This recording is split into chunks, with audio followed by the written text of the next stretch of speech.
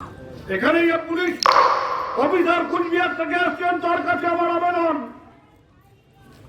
আপনার অনুমতি নিয়ে মন্ত্রীর বাড়িতে ঢুকুন।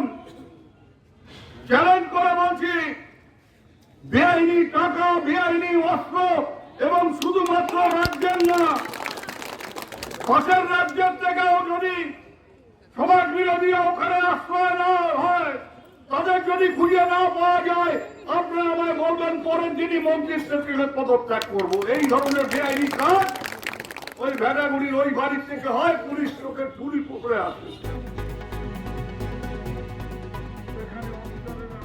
টাকার টানে কেন্দ্রীয় মন্ত্রী নিশীথ প্রামাণিককে গ্রেফতার করছেন না দিনহাটা থানার আইসি, এমনই বিস্ফোরক অভিযোগ করলেন উত্তরবঙ্গ উন্নয়ন মন্ত্রী উদয়ন গুহ।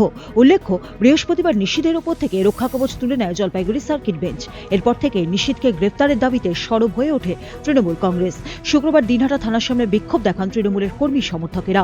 এদিন বিক্ষোভ কর্মসূচিতে যোগ দিয়ে উদয়ন বলেন, জেলা পুলিশের ভেটাগুড়ি নিয়ে কোথাও দুর্বলতা রয়েছে, আর সেটা গান্ধীজির নোটের কারণেই। তবে দিনহাটা থানা যদি নিশীথ প্রামাণিককে গ্রেফতার না করে, তাহলে তীব্র আন্দোলন গড়ে তোলা হবে বলে হুঁশিয়ারি দেন মন্ত্রী।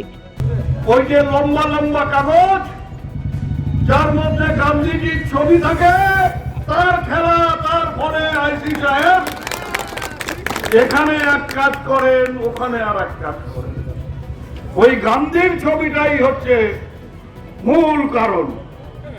কেন নিশীথ প্রামাণিক ধরা পড়ছে না, আর কেন পুলক মশলা ধরা পড়ছে, কারণটা হচ্ছে গান্ধী মূর্তি, গান্ধীর ছবি।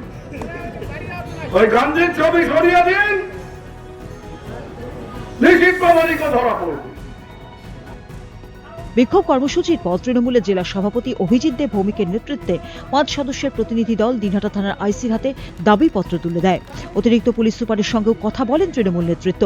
এদিন উদয়ন ছাড়াও বিক্ষোভ কর্মসূচিতে উপস্থিত ছিলেন রবীন্দ্রনাথ ঘোষ, পার্থপ্রতিম রায়, পরেশচন্দ্র অধিকারী, তৃণমূলের জেলা সভাপতি অভিজিৎ দেব ভৌমিক সহ অন্যান্যরা।